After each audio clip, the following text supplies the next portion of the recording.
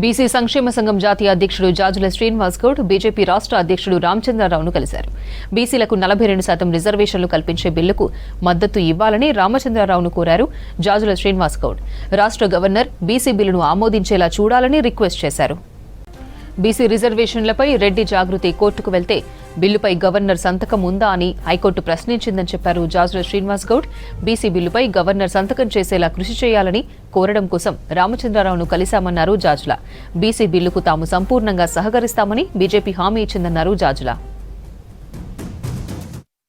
రెడ్డి జాగృతికి సంబంధించినటువంటి కొద్దిమంది వ్యక్తులు హైకోర్టును కూడా ఆ రిజర్వేషన్లకు వ్యతిరేకంగా ఆశ్రయించడం జరిగింది. హౌస్ మోషన్ పిటిషన్ను వేసినటువంటి సందర్భంగా రిజర్వేషన్ల వ్యతిరేక కేసు కోర్టు విచారణ సందర్భంగా గౌరవ న్యాయమూర్తులు ఒక ప్రశ్న లేవనెత్తడం జరిగింది.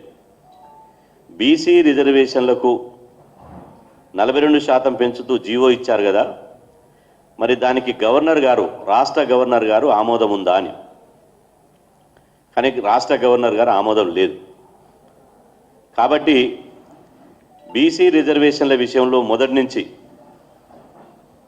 బిల్లు పెట్టినప్పుడు, తెలంగాణ రాష్ట్ర అసెంబ్లీలో బిల్లు పెట్టినప్పుడు బీజేపీ పార్టీ మద్దతు ఇచ్చింది. అదేవిధంగా తెలంగాణ రాష్ట్ర అసెంబ్లీలో చట్టం చేసినప్పుడు బీజేపీ పార్టీ మద్దతు ఇచ్చింది.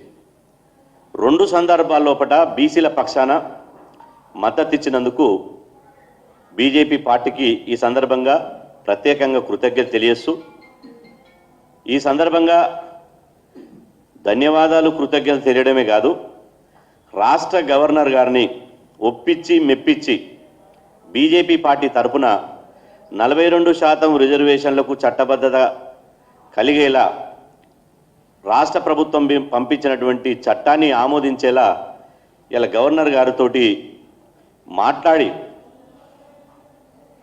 బీసీ రిజర్వేషన్ అమలు జరిగేలా చర్యలు తీసుకోవాలని గౌరవ భారతీయ జనతా పార్టీ రాష్ట్ర అధ్యక్షుడు ఎన్ రామచంద్రరావు గారిని ఈరోజు మా బీసీ ప్రతినిధుల బృందం రాష్ట్ర కార్యాలయంలో కలిసి వారికి బీసీ రిజర్వేషన్లకు సంబంధించినటువంటి అంశాలతో కూడినటువంటి ఈ వినతి పత్రాన్ని వారికి అందజేయడం జరిగింది.